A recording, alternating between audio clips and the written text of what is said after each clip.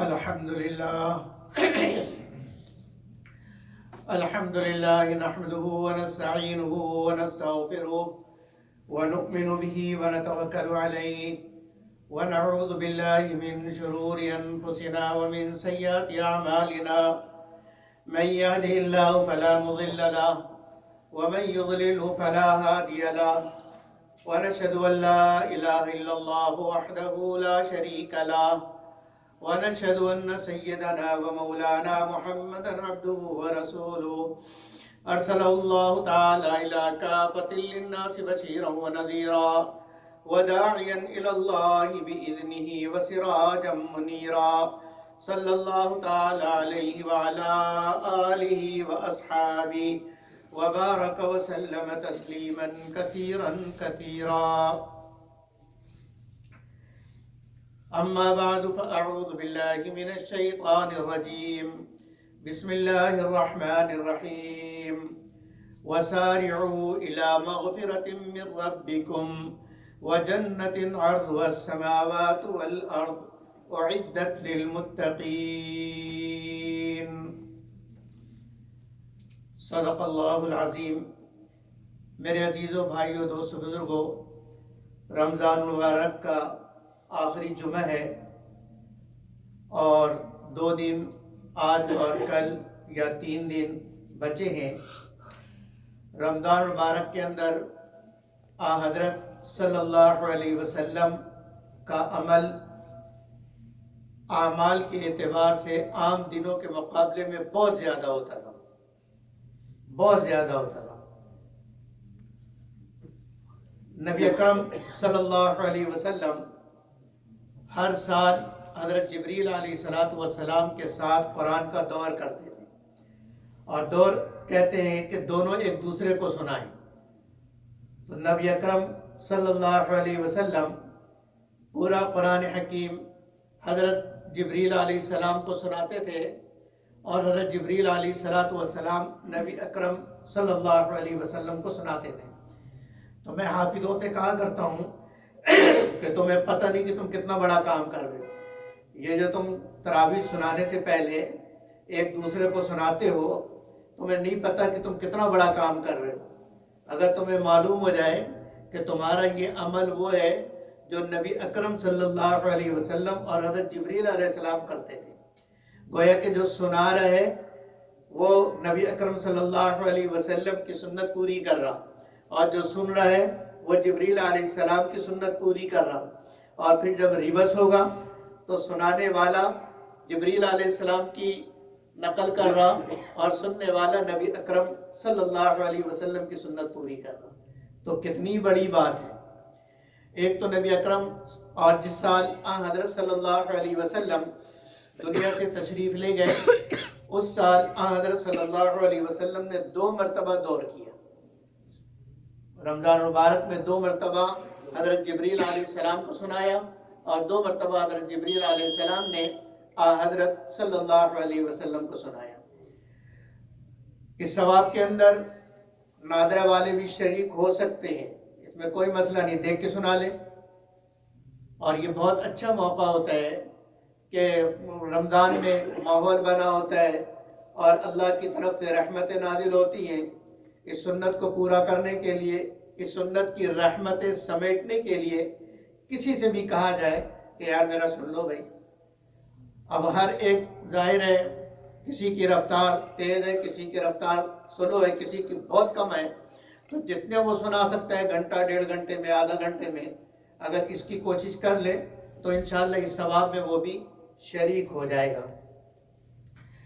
میں نے آپ حضرات کے سامنے قرآن حکیم کی ایک آیت پڑھی ہے جس میں اللہ فرماتے ہیں وَسَارِعُوا إِلَى مَغْفِرَةٍ مِّن رَبِّكُمْ.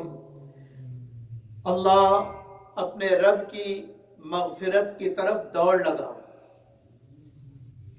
سعی کہتے ہیں چلنے کو، اور سارع کہتے ہیں دوڑنے کو.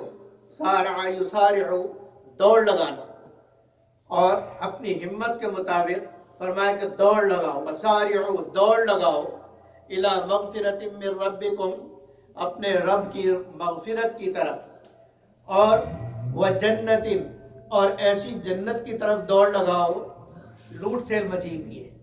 کیا لگی ہوئی ہے؟ لوٹ سیل لگی ہوئی ہے رمضان میں. لوٹو لوٹو لوٹو اور سب کچھ ملے گا، تم سے کچھ نہیں لیا جائے گا. تم سے کچھ نہیں لیا جائے گا، سب لوٹ ہے، آ کے لوٹو. اللہ نے دروازہ کھولا ہوا ہے اور ساری چیزیں نعمتیں لگائی ہوئی ہیں. اپنی مرضی کے مطابق، اپنی ہمت کے مطابق جتنا لوٹ سکتے ہو لوٹ لو، وہ تمہارا. اور تم سے کوئی پیسے نہیں لیے جائیں گے، کوئی قیمت نہیں لی جائے گی. وجنت، ایسی جنت کی طرف دوڑ لگاؤ، عرضها السماوات والارض، جس کی چوڑائی آسمان اور زمین کے برابر ہے. اب آسمان اور زمین کے برابر اس لیے کہا کہ اس سے زیادہ چوڑائی ایک عام آدمی کے دماغ میں نہیں آ سکتی ہے. اس لیے کہ ایک عام آدمی، قرآن ہمیشہ ایک عام سطح کے آدمی کے ذہن کے مطابق بات کرتا ہے. اس لیے کہ جو پڑھے لکھے ہیں، جو سمجھدار ہیں، وہ تو سمجھ جائیں گے، اور جو ناسمجھ ہے ان بیچاروں کا کیا ہوگا. تو اس لیے قرآن ان کی سطح پر آ کر بات کرتا ہے. تو ایک عام آدمی کا ذہن آسمان اور زمین سے زیادہ چوڑائی کا تصور نہیں کر سکتا. اس لیے کہا ورنہ جنت جو آخری درجے کا جنتی ہے، اس کو اللہ کائنات سے، دنیا سے 10 گنی بڑی جنت دیں گے. تو چوڑائی کتنی ہو جائے گی اور لمبائی کتنی ہو جائے گی. لیکن عام آدمی کے ذہن کو قریب کرنے کے لیے فرمایا کہ آسمان زمین. وَسَارِعُوا إِلَى مَغْفِرَةٍ مِّن رَبِّكُمْ وَجَنَّةٍ عَرْضُهَا السَّمَاوَاتُ وَالْأَرْضُ. اور یہ جو جنت اللہ نے بنائی ہے اور مغفرت رکھی ہے کس سب کے لیے، کانت اعدت للمتقین، یہ رکھی ہے متقین کے لیے. ہم نے بنایا ہے کس کے لیے؟ متقین کے لیے.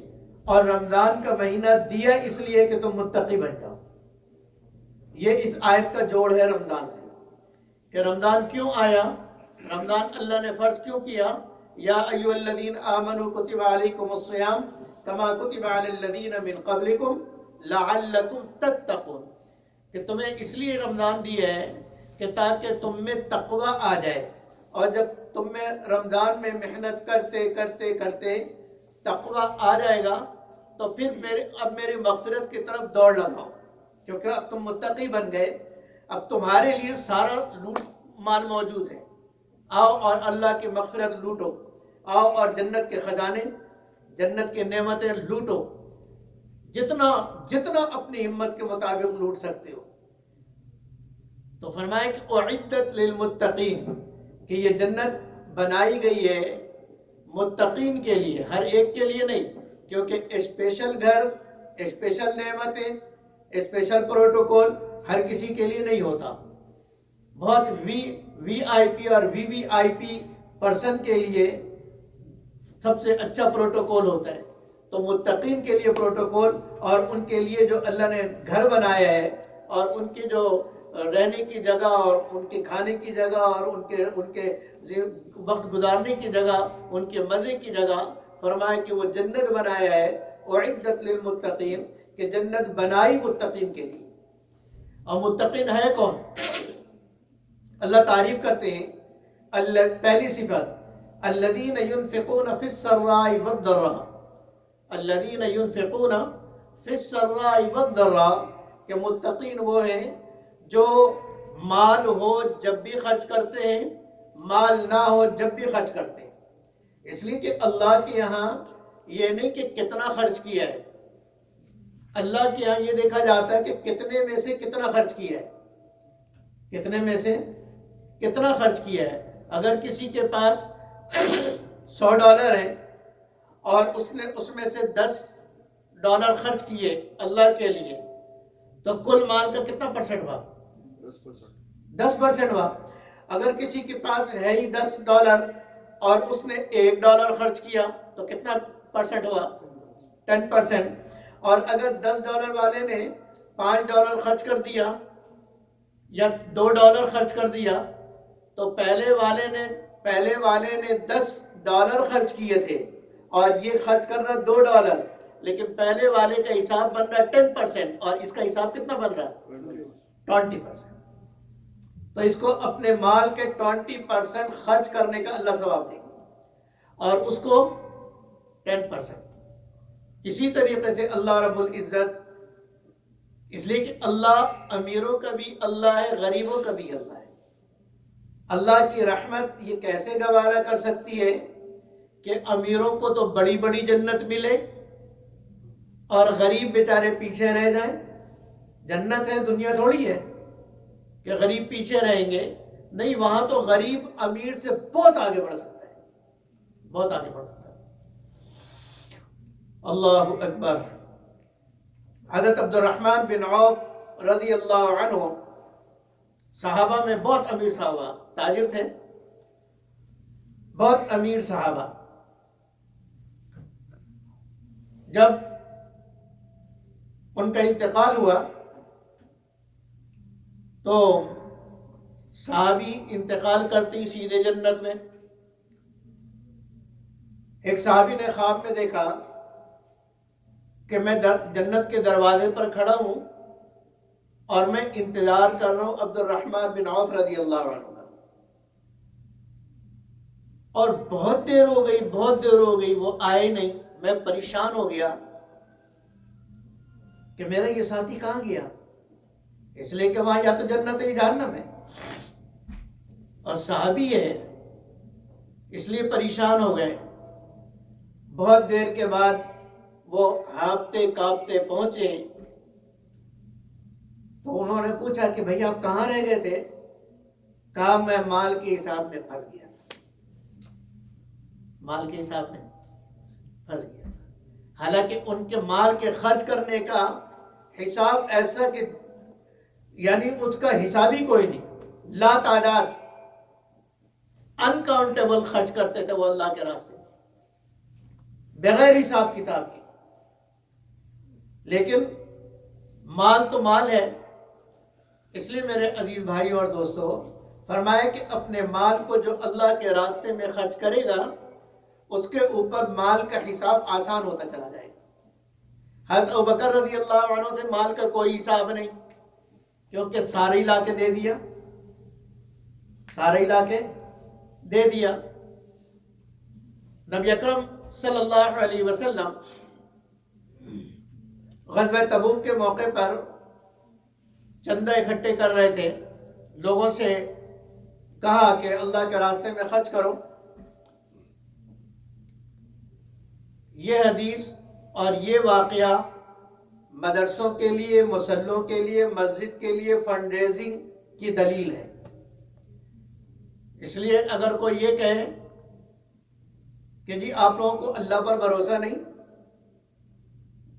اللہ پر بھروسہ نہیں، مسلح کھولا ہے، اب اللہ سے مانگو، اللہ دیں گے، اللہ کا گھر ہے، اللہ چلائیں گے، تو ہمارا ایمان ہمارے نبی سے آگے نہیں بڑھ سکتا۔ ہمارے نبی نے طریقہ بتلایا اور یہ سلیقہ سکھایا کہ جہاں عوام سے مانگنے کی ضرورت ہو وہاں عوام سے مانگا جائے، اس لیے کہ اجتماعی فائدہ ہے، اور اجتماعی فائدے کے لیے سب کو شامل کرنا ضروری ہے۔ حضرت صلی اللہ علیہ وسلم نے چندہ کیا، ایک صحابی صبح سے غائب، موجود نہیں، شام میں جب وہ تشریف لائے تو ان کے پاس اتنی کھجور جو ان کے مٹھی میں آ جائے، اور آ کر حضرت صلی اللہ علیہ وسلم کی خدمت اقدس میں پیش کیا۔ پوچھا کہ کہاں تھے؟ تو انہوں نے عرض کیا کہ اللہ کے نبی میرے پاس تھا تو کچھ نہیں، میرے پاس تھا کچھ نہیں، تو میں یہودی کے بہاؤ میں گیا اور میں نے اس سے کہا کہ مجھے مزدوری کرنے دو تاکہ میں کچھ جمع کر لوں۔ اس نے کہا ٹھیک ہے، کنویں سے پانی نکالو، ہر ڈول پہ تمہیں ایک کھجور دوں گا، ہر ڈول پہ ایک کھجور دوں گا۔ تو میں ڈول سے پانی نکالتا رہا، جب بھی میں ایک ڈول پانی نکال کے اس کے باغ میں ڈالتا وہ مجھے ایک کھجور پکڑا دیتا۔ شام ہو گئی، اتنی کھجوریں جمع ہوئی، میں نے کہا بس اب میں کام نہیں کر رہا اور اب میں جا رہا ہوں۔ اس نے قیمت بڑھائی کہ اب 2 کھجوریں دوں گا. کہا اب میں نہیں رک سکتا، اس لیے کہ یہ بھی خیال تھا کہ وہاں اللہ کے نبی صلی اللہ علیہ وسلم یہ فنڈ ریزنگ کا کھاتا بند ہی نہ کر دیں کہ بھائی اب ختم، اب اگر دینا چاہتے ہو تو خود کسی کو دے دو. وہاں سے بھاگا اور آ کر حضرت صلی اللہ علیہ وسلم کی خدمت اقدس میں وہ مٹھی بھر کھجوریں پیش کی. حضرت صلی اللہ وہاں مسجد کے اندر ماشاءاللہ مال کا ڈھیر لگا ہوا تھا، ہر ایک اپنی استعداد کے مطابق اپنے گھر سے لے کر آیا. وہاں ڈھیر لگا ہوا تھا، حضرت صلی اللہ علیہ وسلم نے اپنے ہاتھوں میں لیا اور اس کو سارے مال کے اوپر ایسے ڈال دیا اور فرمایا کہ مجھے امید ہے کہ اللہ رب العزت تجھے ان سب کے برابر ثواب دے گا. بدائی دیکھا جائے تو تھوڑا سا مال، اور وہاں ایسے بھی صحابی تھے جنہوں نے آدھے لشکر کا خرچہ پورا اٹھایا. پورے آدھے لشکر کا جتنا خرچہ ہے، گھوڑا سمیت، اسلحہ سمیت، تیر تلوار نیزے سمیت، سارا خرچہ. اور کسی نے 100 گھوڑے دیے، کسی نے اونٹ دیے، لیکن فرمایا کہ مجھے امید ہے کہ ان سب کے برابر، اس لیے کہ اس کی محنت اور اس نے اپنی جان لگائی اور جان لگا کے جو تھوڑا ملا وہ لا کے دے دیا. تو اللہ کے ہاں اخلاص کی قیمت ہے. فرمایا الذین ينفقون فی السراء، جو خوشی میں بھی اللہ کے راستے میں خرچ کرتے ہیں، والضراء، اور پریشان ہو جب بھی خرچ کرتے ہیں. اس لیے کہ پریشانی کا حل ہی اللہ کے راستے میں خرچ کرنا ہے. پریشانی کا حل کیا ہے؟ اللہ کے راستے میں خرچ کرنا. اس لیے کہ پریشانی آئی، کوئی مصیبت، کوئی بلا آئی، تو اللہ کے نبی فرماتے الصدقۃ تطفئ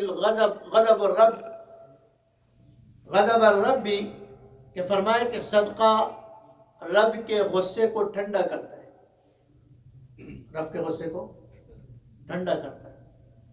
اور فرمایا کہ الصدقۃ رد البلاء، صدقہ بلاؤں کو دور کرتا ہے، تکلیفوں کو دور کرتا ہے. تو راحت کا سامان صدقے کے اندر ہے. اور صدقہ دینے والا، اللہ کے راستے میں مال خرچ کرنے والا، اللہ کے نبی صلی اللہ علیہ وسلم نے قسم کھائی، قسم کھا کے فرمایا. نبی اکرم صلی اللہ علیہ وسلم کی عادت شریفہ قسم کھانے کی نہیں تھی، لیکن یہ سمجھانے کے لیے فرمایا کہ قسم ہے اس ذات کی جس کے قبضے میں میری جان ہے، صدقہ سے مال کم نہیں ہوگا. صدقہ سے مال کم نہیں ہوگا. آپ نے $100 دے دیا، آپ کے پاس $1000 تھے، آپ کا خیال ہے کہ $100 کم ہو گیا، اب 1000 سے $900 رہ گئے، تو آپ کے حساب میں کم ہو گیا، لیکن اس 900 سے اللہ 1000 سے زیادہ کا کام کر کے دکھائے. اس لیے کہ مال کا اصل مقصد اپنی ضروریات کو پوری کرنا ہے نا. تو جو مال دے دیا، جو بچا ہوا مال ہے، اللہ اس بچے ہوئے مال سے آپ کی اتنی ضرورت پوری کریں گے جتنی ضرورت یہ دیا ہوا مال ہوتا جب بھی پوری نہ ہوتی. اور عجیب بات فرمائی، فرمایا سخی، سخاوت کا کیوں اظہار کیا جاتا ہے اور کیوں کہا جاتا ہے اپنے آپ کو سخی بناؤ؟ اس لیے کہ مال کی محبت آدمی کو بزدل بناتی ہے. مال کی محبت کیا بناتی ہے؟ آدمی کو بزدل بناتی ہے. اور مال کی محبت آدمی کو کمزور بناتی ہے، اور کمزور کو اللہ اور اللہ کا نبی پسند نہیں کرتا. اس لیے فرمایا المؤمن القوی خیر من المؤمن الضعیف، کہ طاقت والا مومن کمزور مومن سے زیادہ بہتر ہے. کیونکہ طاقت والا، چاہے وہ طاقت مال کے اعتبار سے ہو، جان کے اعتبار سے ہو، جان کے اعتبار سے اگر طاقت ہے تو عبادت زیادہ کر سکتا ہے، مال کے اعتبار سے طاقت ہے تو غریبوں کی، مسکینوں کی ضرورت زیادہ پوری کر سکتا ہے. اس لیے فرمایا کہ صدقہ سے مال کم نہیں ہوگا. اور روزانہ صبح اللہ کی طرف سے 2 فرشتے آتے ہیں دنیا میں. ایک فرشتہ یہ دعا کرتا ہے، اے اللہ جو تیرے راستے میں خرچ کرے، اے اللہ ان کے مال کو خوب بڑھا، اے اللہ ان کے مال کو خوب بڑھا. اور دوسرا فرشتہ کہتا ہے، اے اللہ جو کنجوسی کرے، جو بخیل ہو، اے اللہ اس کے مال کو ختم کر دے. تو اپنے مال کی حفاظت کے لیے سیکیورٹی گارڈ کی ضرورت نہیں ہے. اپنے مال کی حفاظت کے لیے سیکیورٹی گارڈ کی ضرورت نہیں ہے. اپنے مال میں سے صدقہ دو، خود بخود سیکیورٹی ہو.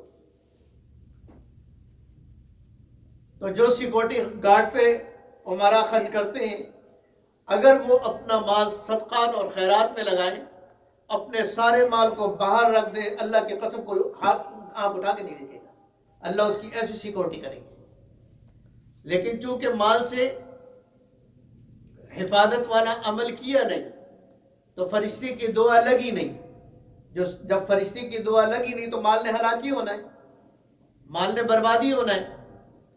اور ایک حدیث کے اندر نبی اکرم صلی اللہ علیہ وسلم نے ارشاد فرمایا، السخی قریب من اللہ، قریب من الناس، قریب من الجنہ وبعید من النار. سخی اللہ کے راستے میں دل کھول کر خرچ کرنے والا اللہ کے قریب ہے، اس لیے کہ اللہ کے لیے خرچ کر رہا ہے. اپنا مال اللہ کو دیکھے بغیر اللہ کی رضا کے لیے خرچ کر رہا، یہ اس کے ایمان کے پکے ہونے کی دلیل ہے. اور بغیر دیکھے اللہ کے لیے خرچ کر رہا، یہ اس کے اخلاص کی دلیل ہے. تو فرمایا کہ اللہ سے قریب ہے، وقریب من الناس، لوگوں سے بھی قریب ہے. جس کو اس کے مال سے فائدہ ہوگا اس کے دل میں اس کی محبت آئے گی کہ نہیں آئے گی؟ اس کے دل میں اس کی محبت آئے گی. تو لوگوں سے قریب، اور فرمایا سخاوت کی وجہ سے قریب من الجنہ، جنت کے قریب، اور بعید من النار، اور جہنم سے دور، جہنم سے دور ہوگا. اس لیے کہ جنت کے قرب کے اتنے اسباب جمع ہو گئے تو جہنم سے دور ہونا ہی ہے. اور فرمایا والبخیل، جو بخیل ہے، اپنے مال کو گن گن کے رکھتا ہے اللہ کے راستے میں، اور جہاں خرچ کرنا چاہیے حقوق میں خرچ نہیں کرتا. تو فرمایا البخیل بعید من اللہ، وہ اللہ سے دور ہے. اس لیے کہ اللہ کا نام جواد ہے. جواد کہتے ہیں بہت بڑا سخی. جواد کا مطلب ہے کہ سب سے بڑا سخی. تو اللہ کی صفت جواد ہے، اور اللہ جواد کو پسند کرتے. اللہ خود سخی ہے اور اللہ سخی کو پسند کرتے. اور یہ بخیل ہے، اس لیے اللہ سے دور ہے. وبعید من الناس، لوگوں سے بھی دور ہے. اس لیے کہ یہ ایسا بخیل نہ خود دے نہ مانگنے پر دے، تو لوگوں کے دلوں میں نفرت پیدا ہوگی اس کی، اور اس کی تکلیف سے کسی کو تکلیف نہیں ہوگی، اس کے دکھ سے کسی کو دکھ نہیں ہوگا، اس کی بیماری سے کسی کو درد نہیں ہوگا. بعید من الناس، لوگوں سے دور، وبعید من الجنہ، اور جنت سے بھی دور. اس لیے کہ جنت میں جانے کے اسباب اختیار نہیں کی. جنت سے بھی دور، وقریب من النار، اور جہنم سے قریب ہو. تو فرمایا کہ متقین کون ہیں؟ الذین ينفقون فی السراء والضراء والکاظمین الغیظ، اپنے غصے کو پی جاتے ہیں، فوراً غصے کا اظہار نہیں کرتے، اپنے غصے کو پی جاتے ہیں.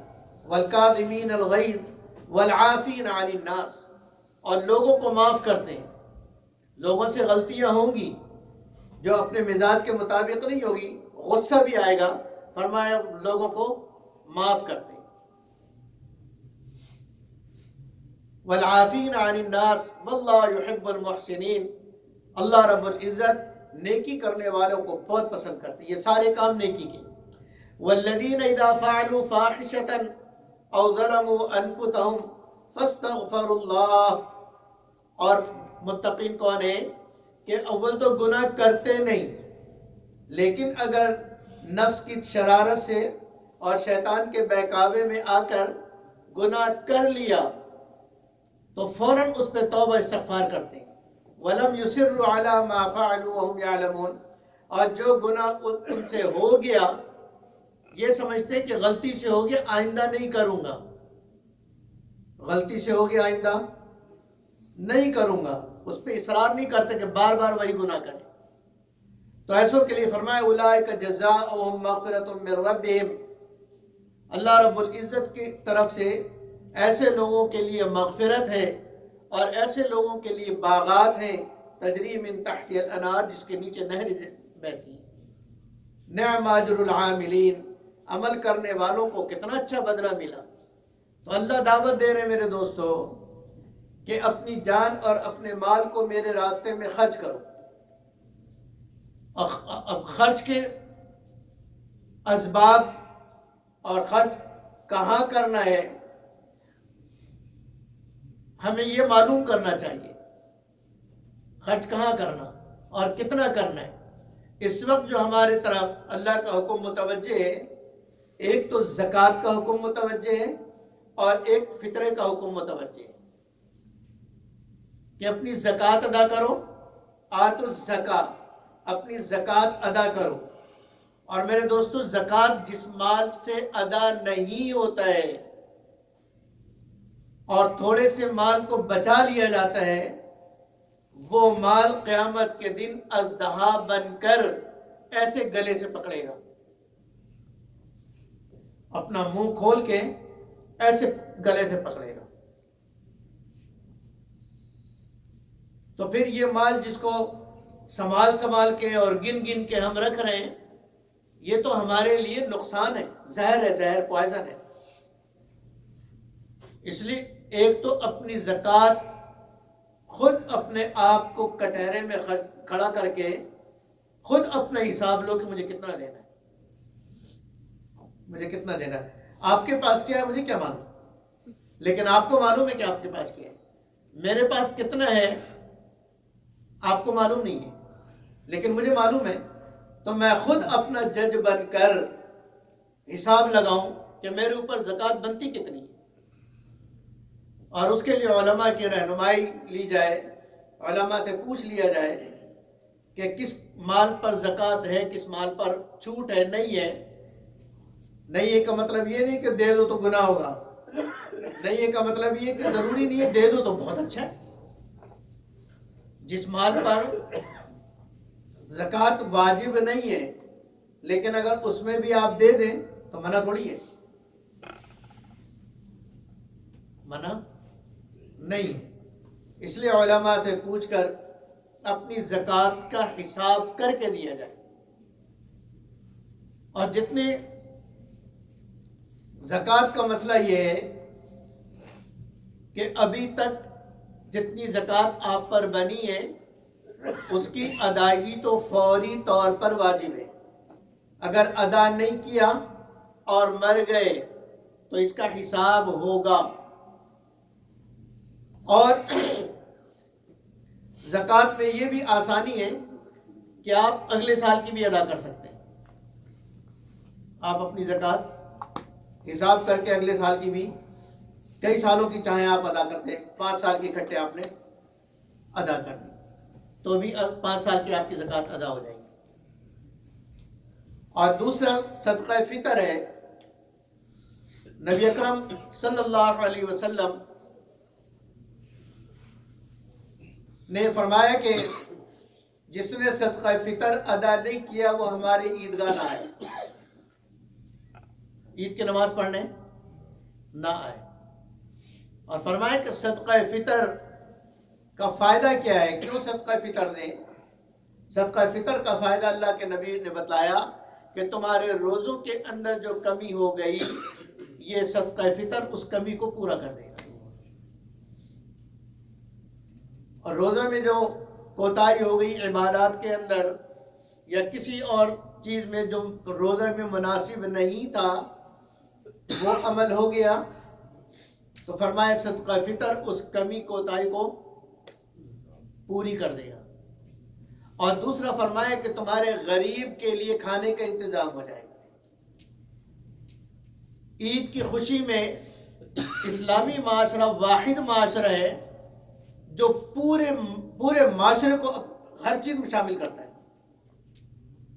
معاشرے میں بسنے والا ایک فرد بھی ایسا نہ ہو جو ہمارے ساتھ ہماری خوشی میں شامل نہ ہو. تو فرمایا کہ عید سے پہلے ادا کر دو تاکہ غریب اور اس کے بچے بھی تمہاری طرح عید کی خوشیوں میں شریک ہو سکیں. اپنے لیے کپڑے بنائے، اپنے بچوں کے لیے کپڑے بنائے، لیکن غریب کے پاس ہے کچھ نہیں، نہ وہ اپنے بنا سکے نہ اپنے بچوں کے بنا سکے، تو اب اس نے وہی پرانے کپڑے پہنانا ہے. اگر عید کے بعد آپ نے دے بھی دیا تو بھی اس کے کام کا نہیں ہے، وقت تو گزر گیا.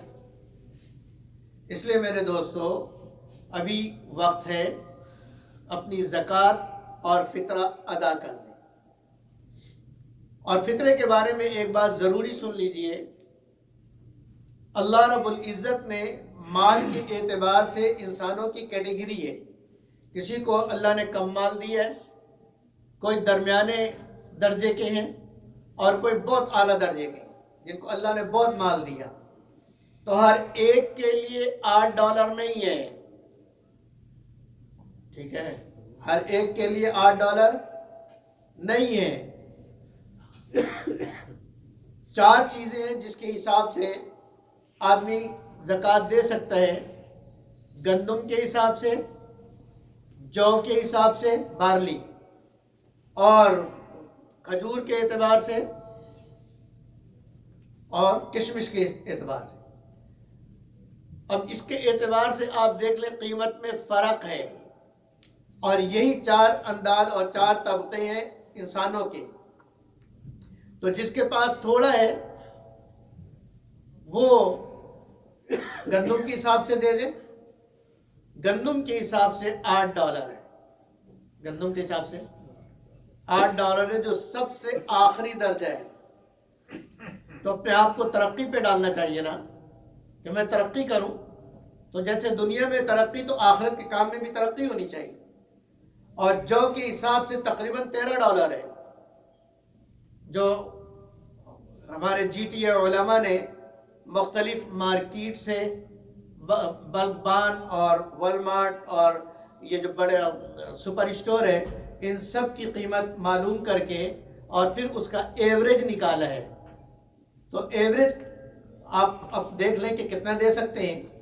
اگر جو کے حساب سے دیں تو $13، اور اگر کھجور کے اعتبار سے دیں تو تقریباً $23-24، اور اگر کشمش کے حساب سے دیں تو $33. اگر ایک گھر کے اندر 4 آدمی ہیں، میاں بیوی 2 بچے، تو اگر وہ $23 کے حساب سے دیں تو $100 کم سے کم بنے گا نا. $100 کسی غریب کو ملے گا تو اس کا کچھ گزارا ہوگا. لیکن 8 چوک $32، $32 میں اس بیچارے کا 2 وقت کا کھانا بھی نہیں آئے گا، بلکہ 1 وقت کا اچھا کھانا بھی نہیں بنے گا. اس لیے کسی کو ایسا دینا چاہیے کہ وہ اس بیچارے کو لگے کہ اس کو کچھ ملا ہے، اس کو خوشی ہو، اور دینے والے کو کچھ محسوس ہونا چاہیے کہ میں نے دیا ہے. تو اس لیے میرے دوستو درخواست یہ ہے کہ ایک تو ہمارے نبی صلی اللہ علیہ وسلم نے ہمیشہ یا تو کشمش کے حساب سے دیا ہے یا تمر کے حساب سے دیا، کھجور کے حساب سے دیا ہے. جو اور گندم کے حساب سے آپ صلی اللہ علیہ وسلم نے کبھی نہیں دیا. ٹھیک ہے، تو ہم آگے بڑھیں اور آگے والے نصاب جو دین کے لیے آگے بڑھتا ہے، دین کے کام میں آگے بڑھتا ہے، اللہ اسے آگے بڑھاتے ہیں دنیا میں بھی آخرت میں بھی. تو ایسا کریں گے نا انشاءاللہ.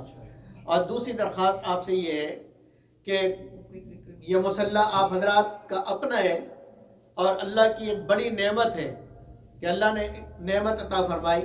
مسجد اور مصلی یہ دین کے قلعے ہیں جس کے اندر آپ کی نسل کا دین محفوظ ہے. اگر یہ ادارے نہ ہوں تو آپ کا دین بھی خطرے میں، آپ کی نسل کا دین بھی خطرے میں. اس لیے مسلمان جہاں پہ کہیں پہ بھی گیا ہے اس نے پہلی کوشش کر کے مسجد بنائی ہے، اس لیے کہ اس کو معلوم ہے کہ مسجد میں میرے بچوں کا دین محفوظ ہوگا، میری نسل محفوظ ہوگی. تو اللہ رب العزت نے یہ آپ حضرات کو ایک نعمت دی ہے. اتنا اچھا اللہ رب العزت نے انتظام کر دیا اور ساری چیز کا یہاں انتظام ہے، کسی چیز کی کمی نہیں، اور آنے والوں کی تمام ضروریات کا الحمدللہ خیال رکھا جاتا اور پوری کی جاتی ہے. اور یہ آپ حضرات کا وہ تعاون جو آپ اللہ کے رضا کے لیے دیتے ہیں اسی سے ہوتا ہے. اس لیے آپ حضرات سے درخواست ہے کہ دل کھول کر، رمضان کا آخری ایام ہے، آج کل آخری یا پرسوں ایک دن، لیکن آخری ایام ہے، اس میں جتنا زیادہ آپ دے سکیں، اس لیے کہ ثواب کے اعتبار سے بھی یہ زیادہ 70 گنا زیادہ عام دنوں کے اعتبار سے. تو اس لیے ہمت فرمائیں اور خود بتا دیں کہ میں کتنا دوں گا. میں وقت ضائع نہیں کرتا کہ بھائی 10,000 والا کون ہے اور 5,000 والا کون ہے اور 1,000 والا کون ہے. آپ اگر خود بتا دیں کہ جی ایک مہینے کا کرایہ جو 5,200 ہے وہ میں دوں گا، کوئی ایک مہینے کا کرایہ دینے والا، تو جب میں سال میں 60,000، تو 60,000 بھی اللہ نے جس کو دی ہے اس کے لیے کچھ نہیں. اور مہینے کا دے تو پورے مہینے میں جتنی عبادات ہوں گی، ریاضات ہوں گی، قرآن کی تلاوت ہوگی، ذکر ہوگا، سب کا ثواب اس کے کھاتے میں جائے گا. اللہ اکبر. چلیں اللہ رب العزت عمل کی توفیق عطا فرمائے. کم سے کم اتنا کام تو ہر ایک کر لے، اتنا کام تو ہر ایک کر لے کہ صرف $200 ہر ایک دے دے. کیوں بھائی؟ صرف $200، زیادہ نہیں، ورنہ آپ کہیں گے مولوی لوگ مانگتے رہتے ہیں. اور یہ اس مولوی نے آپ سے ایسا مانگا جو آپ کو کہیں نہیں ملے گا. کوئی بتاؤ کہیں فنڈ ریزنگ میں 200 مانگا ہے؟ میں کہتا ہوں صرف 200 چاہیے. اب 200 تو ہر ایک دے دینا بھائی، میں دوں گا انشاءاللہ. کون کون دے گا بھائی؟ ہاتھ کھڑا کریں. صرف 200. 1 2 3 4 5 6 اور 7 لوگ ہو گئے ماشاءاللہ. اب دوبارہ 8، اور جتنا دیر تک اٹھا رہے وہ گنتی بڑھتی رہے گی. ٹھیک ہے جی. تو انشاءاللہ سب کوشش کریں اور کم سے کم اتنا تو کر لیں کہ $50-100 تو ہر ایک دے ہی دے. اللہ نے دیا ہے اور اس میں انشاءاللہ آپ کا مسلح آباد رہے گا اور آپ اس کے ثواب میں شریک ہوں گے. اللہ مجھے اور آپ کو عمل کی توفیق عطا فرمائے. وآخر دعوانا الحمدللہ رب العالمین.